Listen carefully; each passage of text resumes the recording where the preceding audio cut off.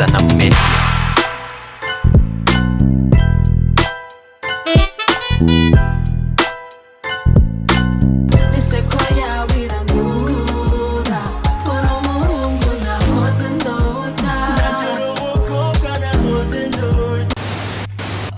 Sinabimenye yuko nawe byari byaragusaranye tuba twarabanye kera hose tutararuha. Oya sinabimenye yuko nawe byari byaragusaranye tuba twarabanye kera hose tutararuha. Naho twasigara turi babiri, oya sinorambirwa ndi kumwe nawe. Nanje ndazura bibona no kuva huri birangora, niseko yabirandura uri umuhungu nahoze ndota. Isanamu Media. Amazina y'ababyeyi ni Izile, Leila, Patience. Isanamu Media. Ni Izile. Nafashe Izile fatanya na Leila ntoramwo Izile. Nashimye kugira akantu kari unique kuko Izile sinaza ko ari umuntu n'umwe arifise. Isanamu Media. Umuziki yatanguye 2025. Isanamu Media. Navuga ko nakuye ku muririmbyi kazi aririmba gospel Taya Smith. Isanamu Media. Avant aririmba muri chorale, rero bambwira ko ndirimba nkawe cyane babirangyohe kurikira indirimbo ziwe. Isanamu Media. Just go down.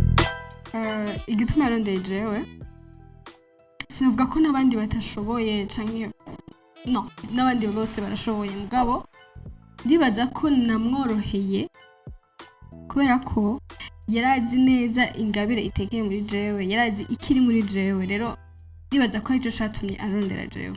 Sinzi igituma atiyumvira abandi ntabyo nzi, mugabo cyo nzi neza igituma yarondeye jewe niko ko yabonye ikiri muri jewe. Isanamu Media. Indirimbo ndazifise gusa bon izirasohoka gusa vuba zirasohoka. Isanamu Media. Bon hari itara nkunda, itara rya rouge, ndakunda itara rya rouge. Isanamu Media. Jamais yeah tishobora nicyo kintu ndibaza ntazopfa nkoze ntazopfa nkoze kuko ndakunda po yanje. Isanamu Media. Numwe mbona ko yaje ku mubiri wanje, nakunda kuvuga ko vu que nirabura niyoboneka. Isanamu Media.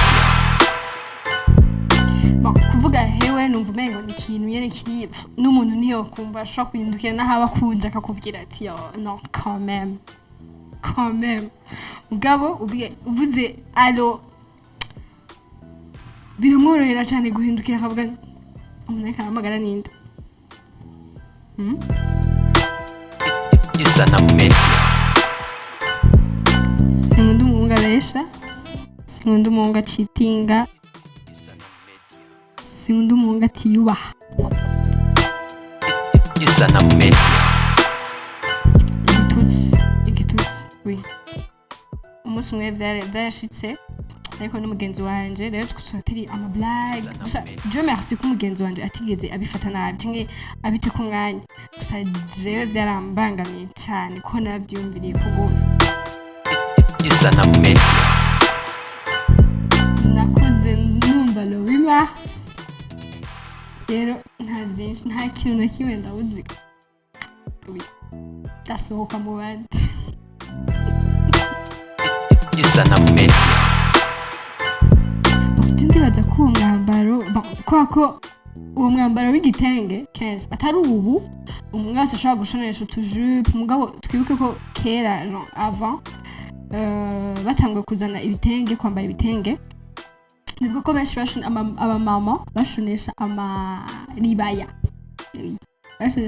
rero ndibaza ko ari umwambaro bacaguye uko abamama boza barambara ibitenge kuko ibitenge ni ikintu ca mbere umumama yambaye uvuga wow cerekana ko ari we umumama wa vrai. Oui. Isanamu Media. Ikintu abantu batazi kuri jewe bivaye nuko abantu kenshi barazi ko ndi umuntu nguma ndi ntwenga nguma ndyohera umwanya wose mugabo birashika nkashabura umunsi wose nkirirwa mpoze. Kenshi abantu batazi bataramenya kuri jewe. Isanamu Media. Ndashimiye Isanamu Media yayiyumviriye ko murakoze cyane. Isanamu Media.